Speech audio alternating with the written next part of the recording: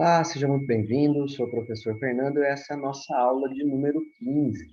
Na aula de hoje, nós vamos falar sobre pronomes pessoais no grego. Eu estou compartilhando com você minha tela mais uma vez e você me acompanha, por favor.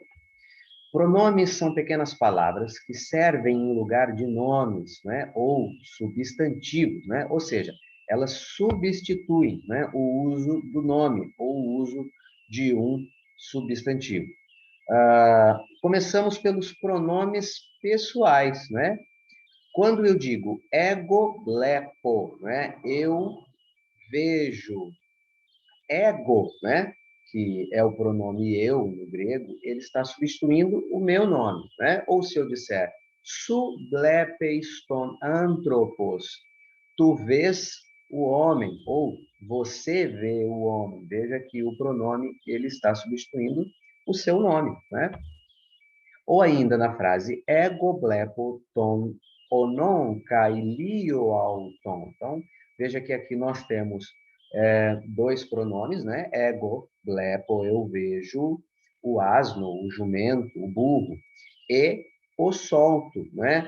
Auton, aqui que significa ele, está substituindo o non, né? Que é o jumento, né? O burro aqui. Então, literalmente, traduzindo essa frase literalmente, ela seria assim: ego blepoton onon kailio auton. Eu vejo o burro e solto ele, né? Esse ele aqui está substituindo, então, o asno, né? No português, nós dissemos: eu vejo o burro e o solto, né? Então, vamos lá. Os pronomes pessoais: ego, eu, su, tu, autos, ele, remeis, nós, rimeis, vós, e autói, que é eles, né? Veja que o ego, né, na língua portuguesa, né, vem da língua grega, que significa eu, né? O su parece muito com a palavra tu, né? Só uma dica aqui para nós lembrarmos, né? Su está muito próximo de tu, né? Autós é ele, nós vamos ver um pouquinho mais adiante. Veja aqui que emeis, né? Que significa nós, ele começa aqui com um eta que ele tem um formato de N, né? Você não pode confundir ele com um N. Mas, aqui, quando se tratando de pronomes, você pode usar essa similaridade para se lembrar que emeis significa nós, né? Enquanto rimeis começa aqui com um Y e ele parece muito um V, né? Não é um V, mas aqui para a gente fazer uma associação e lembrarmos aqui que rimeis significa vós ou vocês e autóis, que é eles. Nós vamos ver num quadro mais adiante todos os casos dos pronomes, né? Concordância. O pronome concorda em gênero e número com o seu antecedente, né? O nome substituído pelo pronome se chama antecedente. Então, se esse antecedente, né, um substantivo, por exemplo, ele está, no caso nominativo, então o pronome deve concordar com o caso nominativo, certo? Ele deve concordar com gênero e número, com a palavra que ele vai substituir, com o seu antecedente, né? No exemplo, então, que nós usamos na frase anterior, né? Ego blepoton onon kailio auton. Veja que onon foi substituída por auton, e veja que eles estão concordando aqui, né? Em gênero e em número. O pronome simplifica a frase, evitando a repetição de nomes e substantivos, como eu acabei de dizer aqui, né? Mais um exemplo. Apóstolos blepei amartolon kai querissei autu to querigma tu instauro. Apóstolos blepei amartolon kai querissei autu to querigma tu instauro. O apóstolo vê o pecador e prega a ele, a ele, a mensagem da cruz, né? Então, aqui o apóstolo é o sujeito, né? Veja aqui o caso nominativo, que indica que é o sujeito. O verbo ver, conjugado na terceira pessoa do singular. A Martolon, que é o pecador, né? Aqui está, no caso, acusativo, porque indica que ele é o objeto, né? Cai significa né? Aqui uma palavra de ligação, né?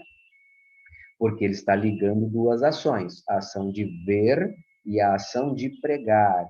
Querissei, aqui, né, seria traduzido como pregar. Veja que são similares, querissei e querigma. Querigma é a mensagem, né? Então, ele prega a ele quem? Ao amartolon, o pecador, né? Eu estou utilizando aqui o pronome ele para evitar a repetição, né? Do caso aqui de amartolon, né? E prega ao pecador a mensagem da cruz, né? Tu instauro. Mais um exemplo. Ho diabolos diabale ton anthropon. Ala Jesus lisse auto, né?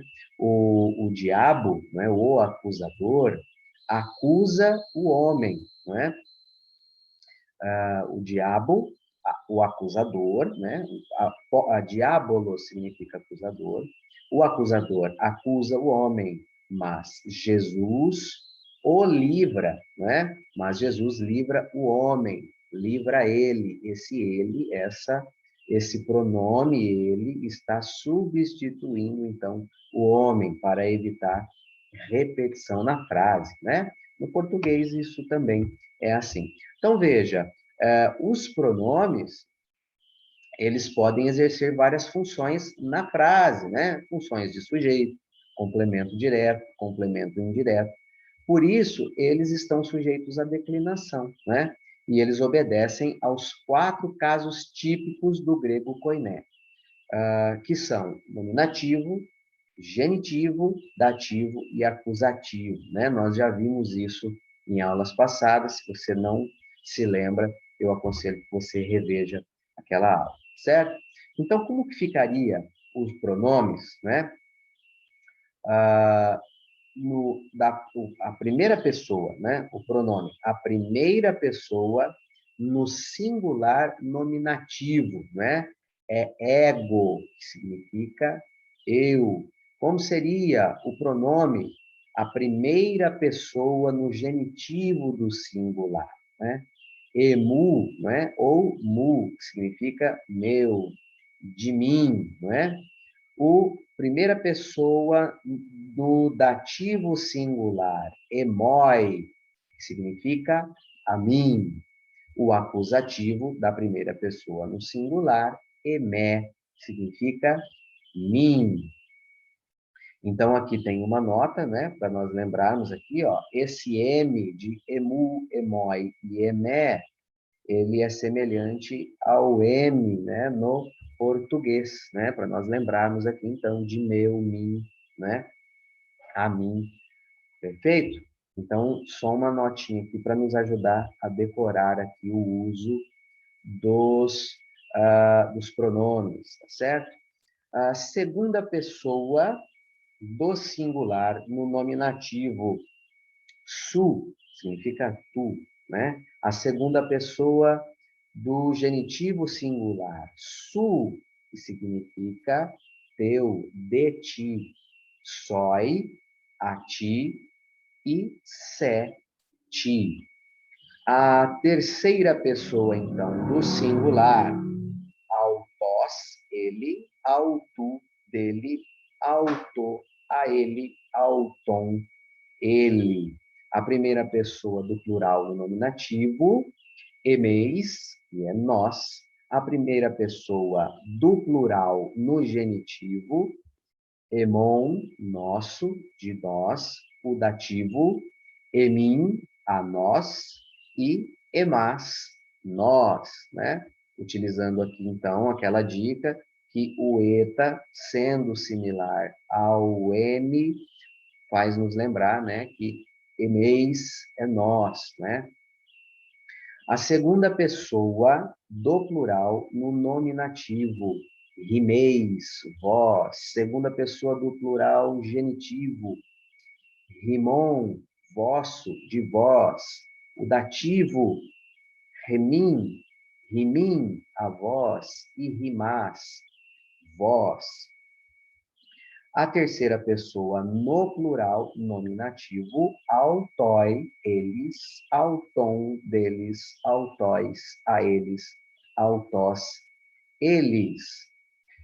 Lembrando aqui que a terceira pessoa, ela também tem gênero masculino, feminino e neutro, né? E a declinação aqui vai utilizar, né, o mesmo esquema, o mesmo paradigma das palavras masculinas, dos substantivos, da segunda declinação, né, no masculino. Lembra-se disso? Quando nós estudamos a segunda declinação? Então, eles vão utilizar aquela mesma regra. Autós, autu, auto, auton, para o singular. Para o plural, autói, auton, autóis e autus, né? O feminino, se nós utilizarmos a regra de declinação das palavras femininas, né, da segunda declinação, nós vamos lembrar aqui que